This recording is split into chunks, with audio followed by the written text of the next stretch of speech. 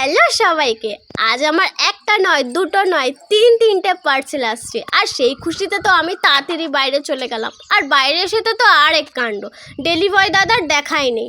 এই যে পুরো টানা এত রোদ্দুরে 5 মিনিট দাঁড়িয়ে থাকার পর ফাইনালি ডেলিভারি দাদা এসছে। এই যে এসে এখন আমার পার্সেল বাজছে, যে 3টে পার্সেল বেছে নিচ্ছে। আর তারপর তো ওটিপি ফোনে ঢুকছিলই না, কি প্রবলেম হচ্ছিল। তারপর দাদা দেখলো, দেখে তারপর নিয়ে নিল। তারপর তো দাদা আমাকে 2টো পার্সেল দিয়ে চলে যাচ্ছিল। তারপর বলার পর 3টে পার্সেল দিল। আমি তো খুব মজা যে আমি খুলে দেখবো যে কীরকম এসছে।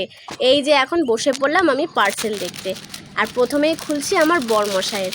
আর বরমশাইয়ের গেঞ্জিটা না ভালোই এসেছিলো, কাপড়টা যেরকম চেয়েছিলাম ওরকম আসেনি, কিন্তু খুব ভালো এসেছিলো। আর এরপরে খুলছি আমার মেয়েরও কাপড়টা যেরকমটা চেয়েছিলাম ওই রকমটা আসেনি, কিন্তু খারাপও আসেনি, মানে খুব ভালো এসছে। আমার তো খুব পছন্দ হয়েছে। আমি দেখে নিচ্ছিলাম মেয়ের হবে কি না, তারপর দেখলাম যে হ্যাঁ মেয়ের হয়ে যাবে। এরপরে ফাইনালি খুলছি আমার ড্রেসটা। আর আমার ড্রেসটার কাপড়টা কোনো কথাই হবে না, খুব সুন্দর কোয়ালিটি এসছে। আর আমি এইগুলো নিয়েছি মিশো থেকে।